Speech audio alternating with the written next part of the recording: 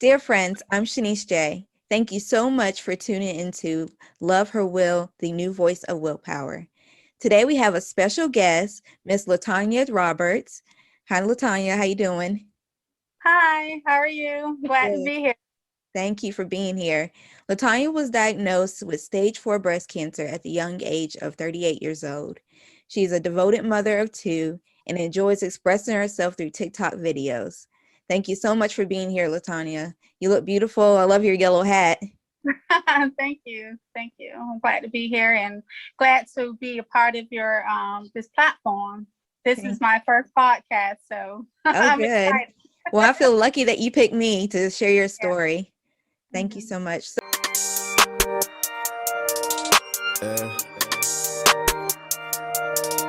Love her will, outspoken, gonna tell you how you feel. No fake news, no.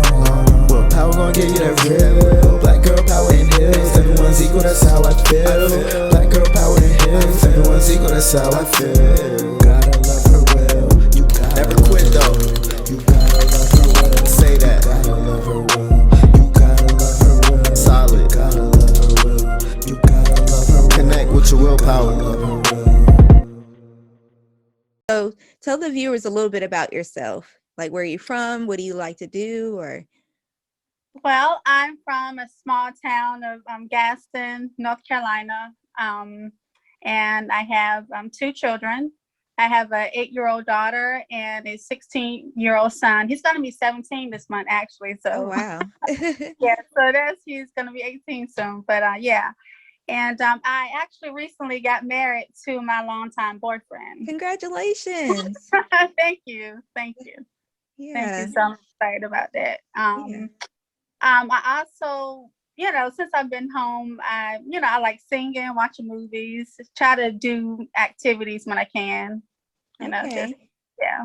Oh, I wish I could sing. Let me know if you want to drop a note or two. Oh, No, I won't put you on the spot, but that's beautiful. And congratulations again for getting married. It's just so nice that, during this time, even though we're battling breast cancer, that we still mhm. can have, happy moments in our life, especially with family and friends and, creating, new loved ones. And so you say longtime boyfriend. So how long have y'all been together? We had been together like going on 6 years, so it was Okay. time. Yeah, right. It was time. So Yeah. look, good for him for going ahead and popping the question. That is Yeah. good. So we're gonna go ahead and get into it a little bit about, your personal journey. Do you Mhm. remember when and how you discovered that you had breast cancer? Yes, I remember like it was yesterday. I was actually in the shower, Okay. and that's when I felt the lump. It was in my left breast. It was big. It just didn't feel soft like my other breast, so I knew something was going on. But Hmm. you know, at the time, I thought maybe it was like a cyst. Okay. I just didn't never think about breast cancer at the time. So, Right. Wow. but So what happened next after you felt that lump? What were your next steps? well, my next step, I actually didn't do anything at that time. Mhm. But I noticed as the week progressed, well, in the following week, my breast kept hurting off and on, Mm. and it wasn't going away. I thought maybe it was work related because I worked a strenuous job, and sometimes I would make a mistake and hit myself in the breast. Right. But I would say maybe a couple of weeks went by. I said, you know what, I'm going to go ahead and make an appointment to see my doctor to see what's going on because I don't think it's not going away. And I did notice too that the lump, it seemed like it had gotten bigger. Oh So, wow. so that's when I really was like, okay, let me go ahead and go to the doctor and see what's going on. Yeah. Wow. So was it a struggle getting the doctor to listen to you, or did they kind of right away sign you up for like a mammogram and a biopsy, my MRI or X-ray? Um, You know what? The doctor, she listened to my concerns and she okay, felt my breast and she went ahead and scheduled an appointment for me to go ahead and get a mammogram done. That was the okay, next step. Hmm. okay. And then do you remember? So how did you feel when you first heard those words? You have breast cancer. was in shock. I couldn't believe it. Yeah. Oh, take your time. Yeah. Yeah. I'm sorry, I didn't know. It's okay. Go ahead, go I get you didn't know I was some, gonna you can cry. get you some Kleenex. Yeah. It's really hard to hear that. I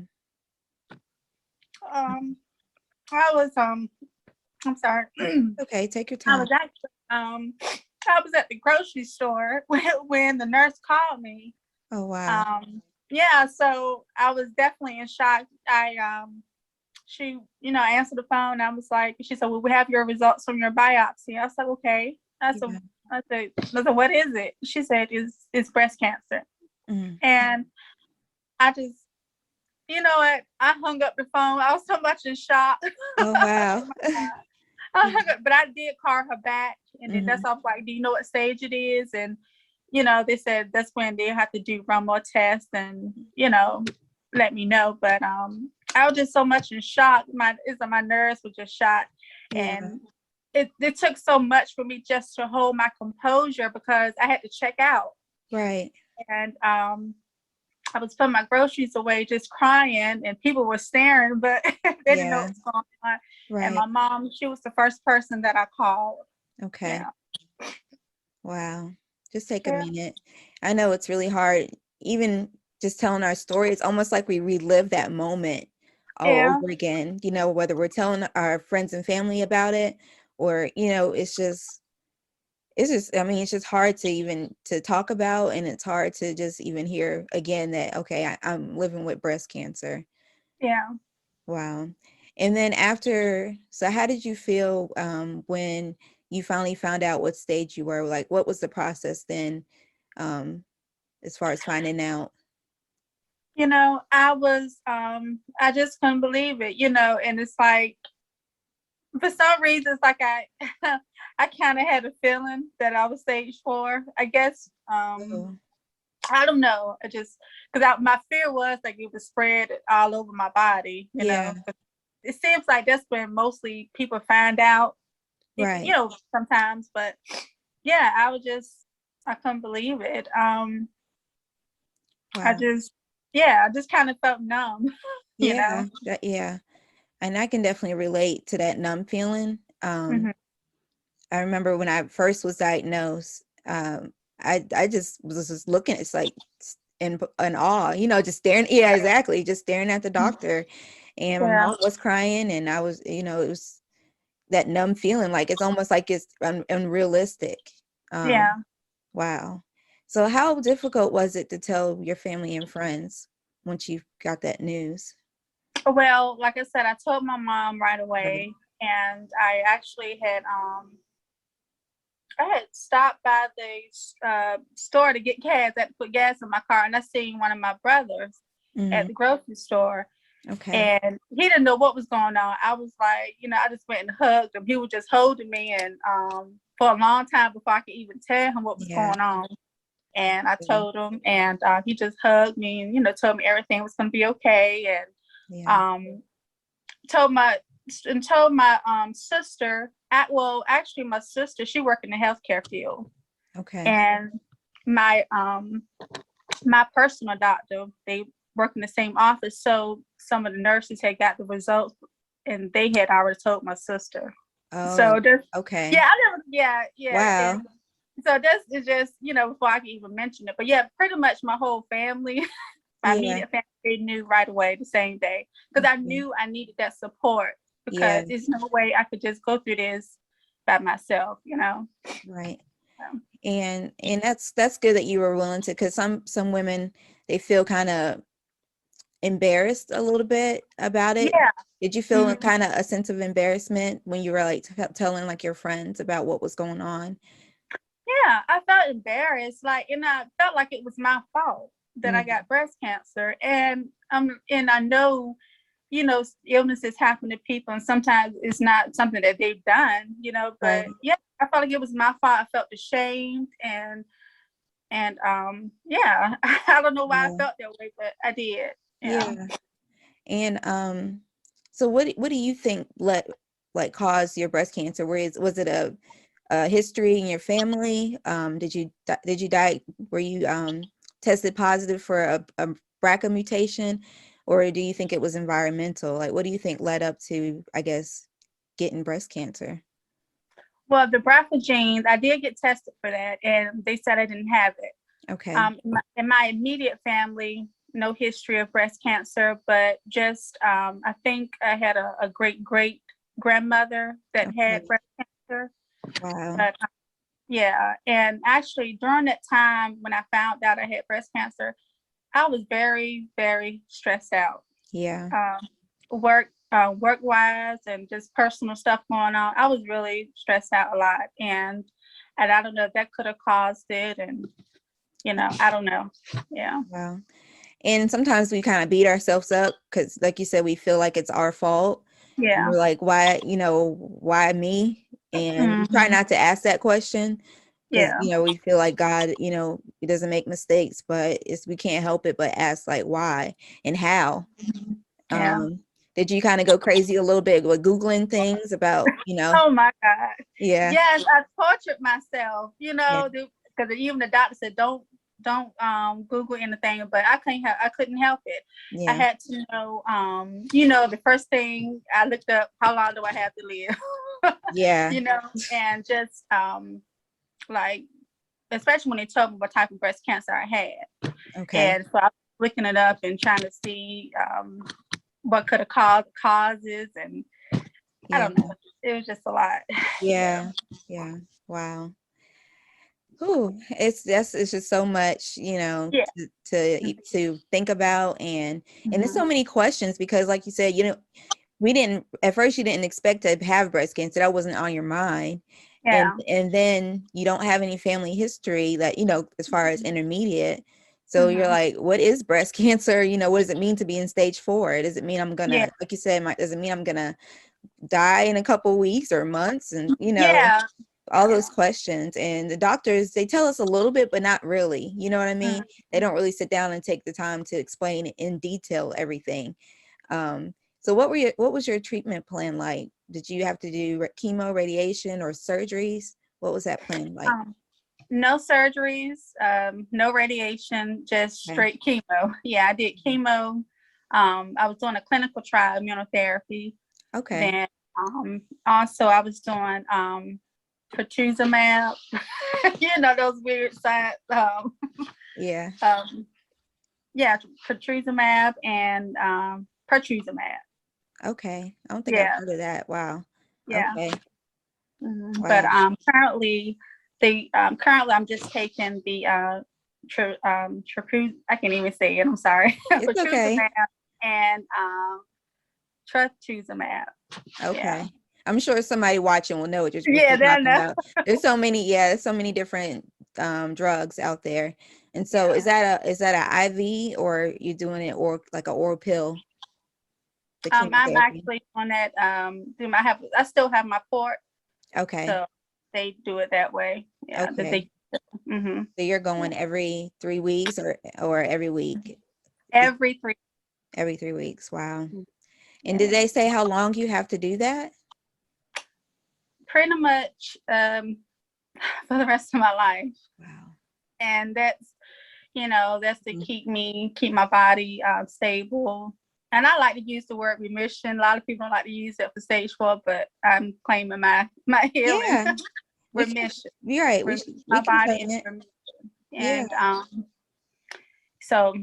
And comes with some side effects that I have to deal with, but not to the point where I can't take it anymore. But if something were to happen where if I have some sort of progression, then they do have other treatments that they can put me on. Okay. And explain some of those side effects that you're dealing with, if you don't mind. Like how's the treatments making you feel, and how's it affecting like your daily life? Yeah.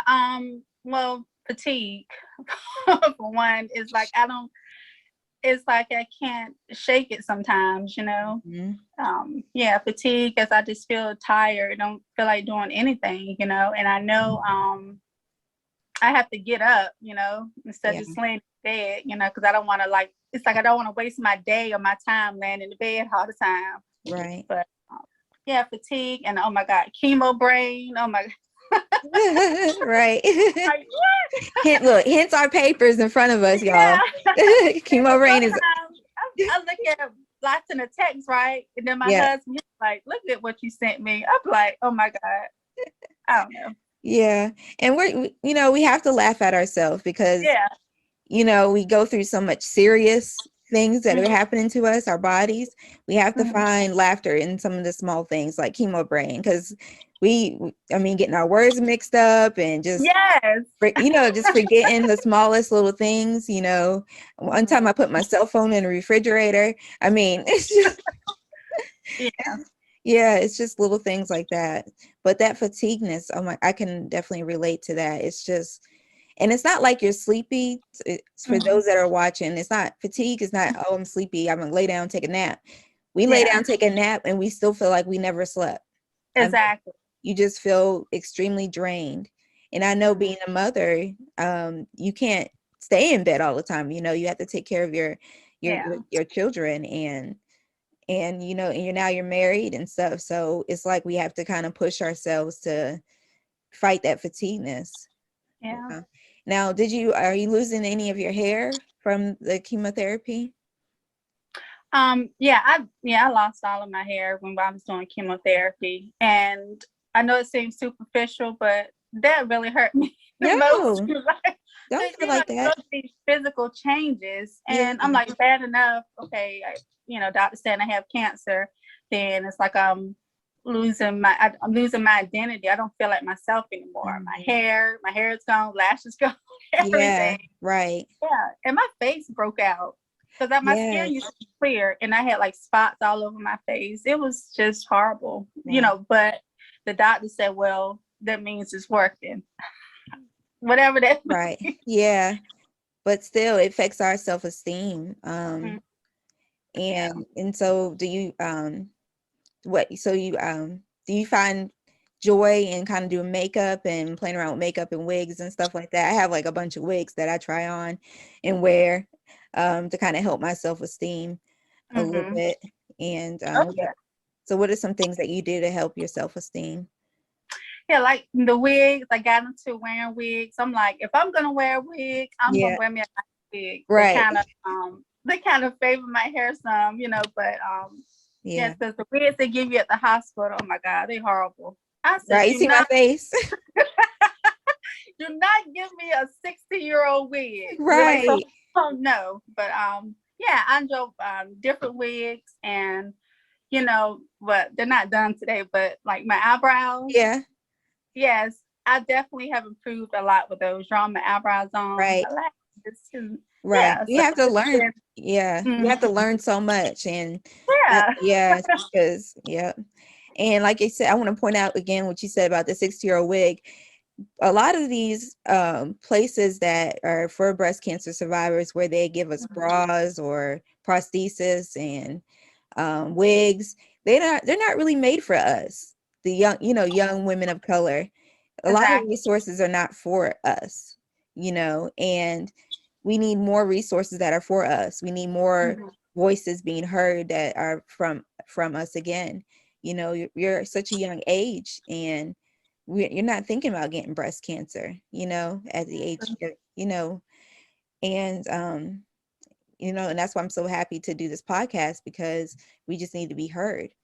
Um, so, so you're going through chemotherapy currently. Did you have to have any? You said no surgeries? No surgeries. I did ask him about getting a double mastectomy, but he felt like it was unnecessary because of Yeah. what stage it is. But Okay. I guess because some women I've talked to said that even though some doctors were against it, they Okay. still did it anyway. Oh, okay. I mean, because I'm in I'm in different groups, and I like to hear women's stories and their experience and what they're going through. But Yeah. yeah, one lady, she was saying how she got a double mastectomy anyway, even though the doctor didn't Yeah. want to. Yeah. And where did your cancer spread to? Because you're considered metastatic breast cancer, everyone. And that Mhm. metastatic breast cancer means that the cancer has moved away from the breast to other parts of the body. And it's a little harder to treat. and you also have to live with it for the rest of your life. So that's what metastatic breast cancer is. I'm say that for everybody that's listening. So where did yours spread to? It spread to my liver and my backbone. Oh, wow. Had 3 spots. Yeah, so it's like on my femur, my tailbone, my Yeah. spine, Mm. and so yeah, it's been yeah. Yeah. You know what? Speaking of my story, now I was having back problem. My back was hurting, and I'm thinking about it. Oh, wow. And at the time, you know, I thought it was just because of like I said again, work, Yeah. but it's because of cancer. Wow. Yeah. And So, but the it is actually, it's clear in my liver. So I'm okay. thankful for that. But Look, thank you, God. yeah, and the spots have gone down a lot on my back. So Oh, yeah, good. everything Good. is stable, thank God. Yes, that's a blessing. And I want to Mhm. backtrack. What kind of breast cancer is it? Was it, was it hormone receptive, or is it HR, HER positive? I mean, I said HER, HER2 positive. Look, Yeah. comes chemo brain. Here we go, kicking in. So Yeah. yeah. Were you HER2 positive? Yes, I was Okay. HER2 positive. Mhm. Okay. And that's for those of you listening again, that's a aggressive cancer, HER2 positive. And that's why she's doing IV treatment, compared, to someone that might have to do oral treatment if they're not HER2 positive. Wow. And I'm just glad it's clearing up. So the medicine is working. I hope that maybe one day they'll stop you from Oh yeah, having to that's do my, chemo. yes. Yeah. I claim that. I claim my Yes. healing. You know Yes. that I'm gonna be healed of this, and you know, Yes. you know how it is. How some people like, you know, I'm still. I claim my healing. Yes. You know. Yeah, Yeah. we have to. And Mm-hmm. speaking of that, I didn't put this question down, but what are some things that helps you with your mental, state, soundness? Like, how do you stay sound in your mind? Because this breast cancer, I mean, it can make us depressed, Yeah. it can make us angry. So what are some things that help you kind of stay sound? Well, after basically like going through those stages of feeling angry, Mhm. being depressed, and why me phase of my life, and just Yeah. thinking I'm not going to have in the future, I had to change my mindset. Yeah. And for me, that was a lot, because sometimes I could be like kind of negative, Right. looking at situations. Yeah. But I had to change my mindset. I you know I got a prayer life now. I have a prayer life now. I just started praying, and Yeah. just seeking God for some clarification, and Right. like, God, not like this. Just healing scriptures. I like to read those. Yeah. Because that keeps me. I'm well. I'm whole. This cancer is Right. gone, not coming back, and That's good. and also just on the natural, just knowing, just spending time with my children, my family, that really helps me, keeps me motivated and keeps my mind occupied, just thinking That's about good. something we got going on, just give me something to look forward to. Right. Yeah. Right. That's good. That's a blessing. That Yeah. really is.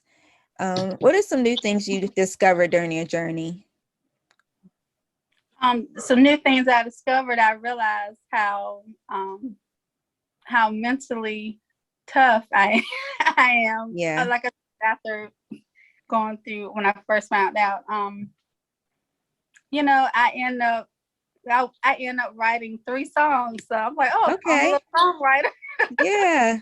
Yeah, when I was going through the chemo and everything, and yeah, I just just write down some songs, something kind of motivated to help me. Right. Yeah. Yeah. We learned so much about ourselves during this time because, Yeah. we're no longer working, right? No, I'm not. See, yeah. And most metastatic breast cancers, we don't work. And so we learn so much about our creativity because we have to find things to fill our time now that we're Yeah. not working. So do you miss working a little bit? Sometimes. Yeah. I miss the paycheck. Right. I was making some decent money, but Right. but you know, when it's raining outside and real cold, I'm like, glad I don't have to go to work. Right. Yeah, but just the physical part, I guess, just moving around a lot and just kind of staying busy. But I knew that I couldn't, Yeah. you know, be going to treatment and still trying to work. Yeah, that would have been way too much. Yeah. Do you deal with any pain in your body, along with the fatigueness? I do. Sometimes my back still my back still hurts sometimes. Yeah. Sometimes even my breast sometimes still hurts. Yeah. You know, but that's more of the pain that, you know, I be feeling. Yeah. I do muscle spasms. Sometimes I get that. Yeah. Yeah, those are bad. Mm-hmm. Yeah. Wow. And my feet is what I'm really having issues with. Okay. Because it's easy to get so numb easily. Oh wow, really? Mm-hmm.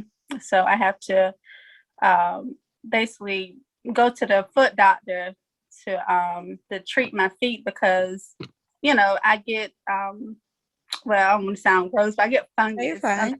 I get fungus underneath my toes. Oh wow. So I have to constantly put some medicine on my feet every day. Yeah.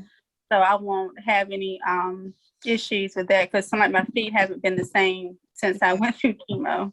Yeah, and chemo kills all those good cells. Mm-hmm. So does your nails turn dark too as well? My nails, my nails, they were just like real soft. Like any of the things that I touched, it just hurt so bad. Mm-hmm. And they were starting to lift, but they never came off. It was my toes that had the most damage. But I think by the time it got that bad, he was about to take me off of the chemo. Oh, okay. Mm-hmm. Yeah, that was like towards the end. And my eyes, I have eye issues. I still have that now, chronic dry eye.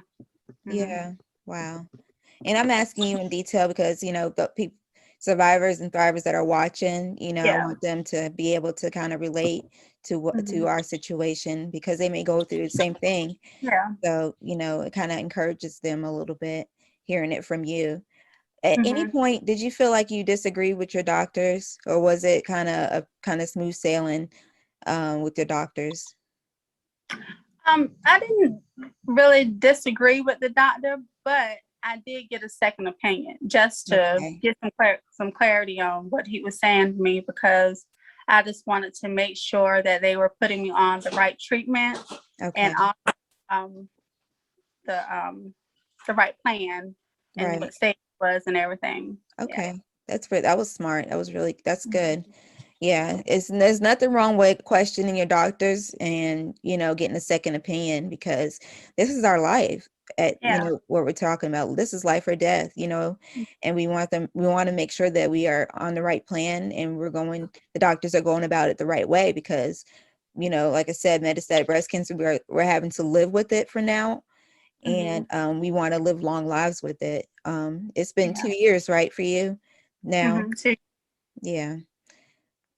So we talked about how cancer, you know, made your face break out and, you know, it can kind of affect our self-esteem a little bit. What are some things that you did that boost your confidence a little bit during treatment? Like again, I said, when nice with keeping myself. Oh yeah, that's right. Yeah, not letting try not to let the situation, you know, get me down, even though I felt horrible sometimes. Felt like I looked horrible, you know. And I've gained weight. A lot of people. Look, I thought maybe I would lose weight, but I gained weight. Yeah, and people be like, and everybody's like, "Oh, it's good that you're gaining weight. It's good," and we're like, I'm the one that got to carry this weight, you know. Exactly. Yeah. Because prednisone that they put you on, they kept giving me that before I did.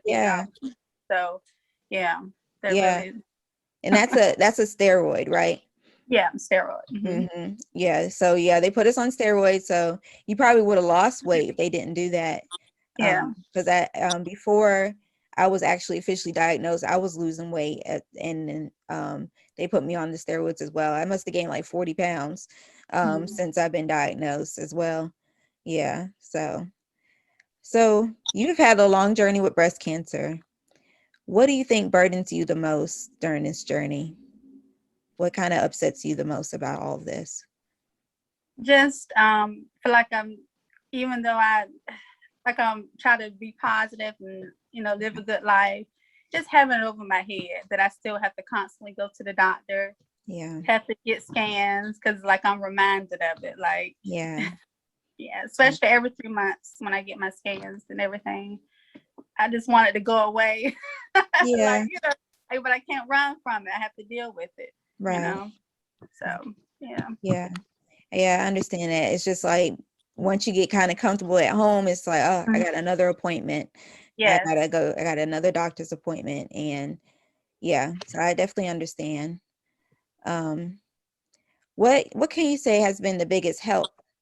So we talked about what burdens you the most, but what has been the biggest help that could help the next breast cancer survivor that's watching this? What has helped you the most? Just having a good support system that really helps a Mhm. lot. Someone that's gonna listen to you, Yeah. let you vent, cry, scream, Mm-hmm. you know, someone that can understand. I mean, sometimes family, they don't understand how Yeah. you feel, Yeah. being a breast cancer patient, but yeah, just try to find a support system, find something that makes you feel good, Yeah. mentally, physically, to keep your mind off things,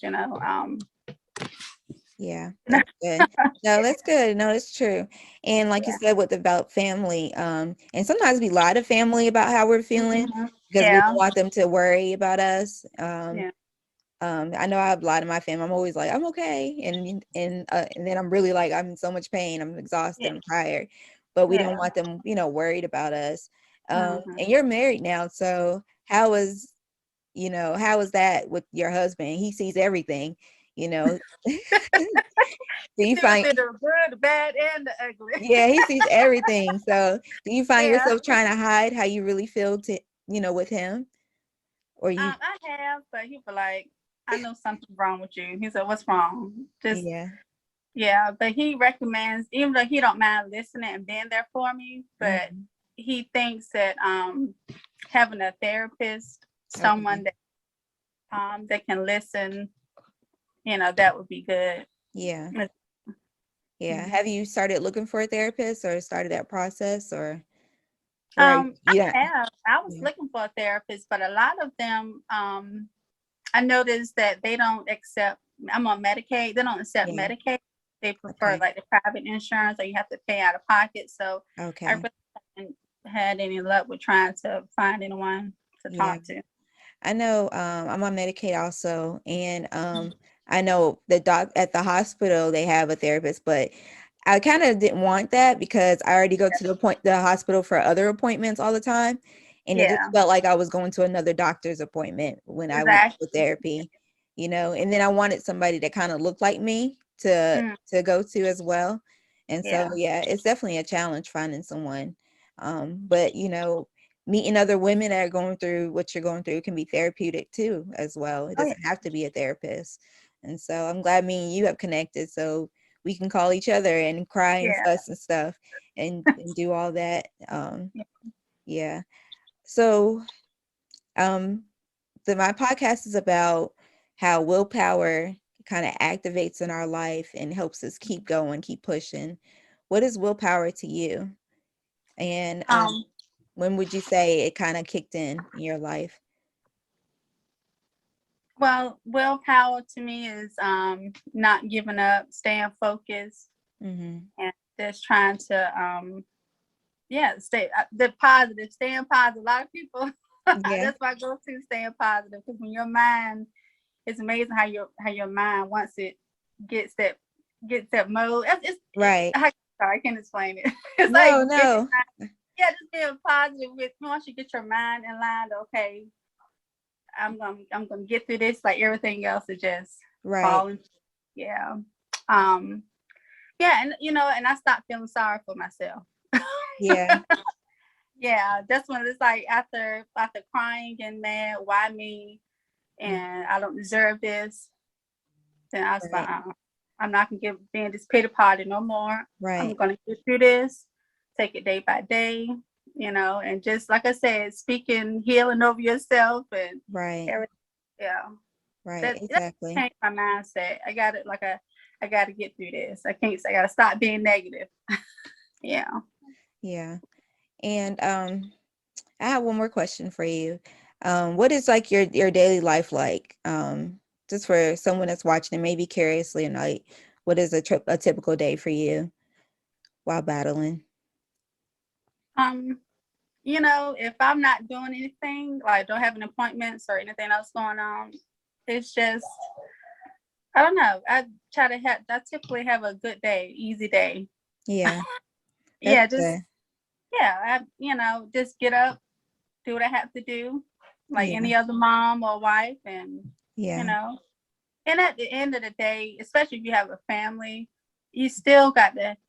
I like to have my alone time okay, yeah, and listen to my relaxing music and just kind of be at peace, right. just by myself and my thoughts, and That's that's good. yeah, that's really good for me Yeah, anyway. right. No, that's a great point. Because I'm sure being a mom and a wife, it's a lot of work, especially when you're fatigued and you don't Yeah. even feel like getting up out of the bed.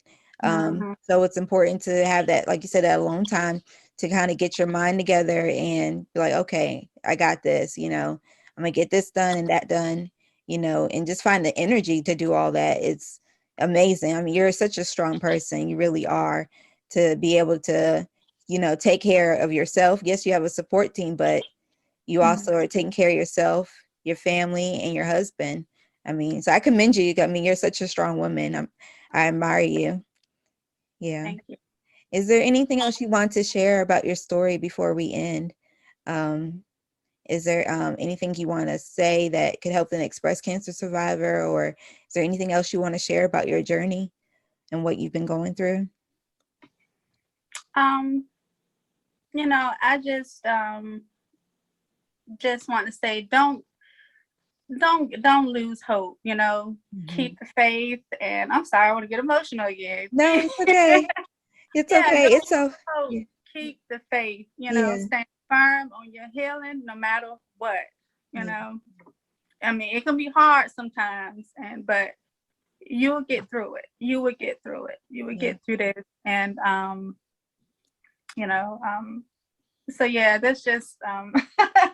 yeah, that's all I want to say. It's just yeah, I Yeah. know yeah, and um whatever your religious preference is or whatever, just stay prayerful. Yeah. I know it seem hard sometimes, like God's not listening, but He's listening. Yeah. Yes, he is. Yeah, He's listening. Yeah. So yeah, so yeah, that's it. Thank you so much for letting me, be up here with you and Yeah. sharing this platform with you, and be able to share my story. This is my first time sharing my story, Oh, so wow. Thank you. thank you. Thank you for trusting me with it. And you stay strong, and call me if you need to, any time of day. I'll answer. And just like you said, stay prayerful, and Hmm. like she said, have a support team. It doesn't have to be family. It can be anyone that to help you get through this, because it's a tough battle. And I just really appreciate you being here. And All right, guys, make sure you like it, subscribe, and share it. Comment too. Ask us questions. And thank you for tuning in. Be encouraged. Love, her will. Bye-bye.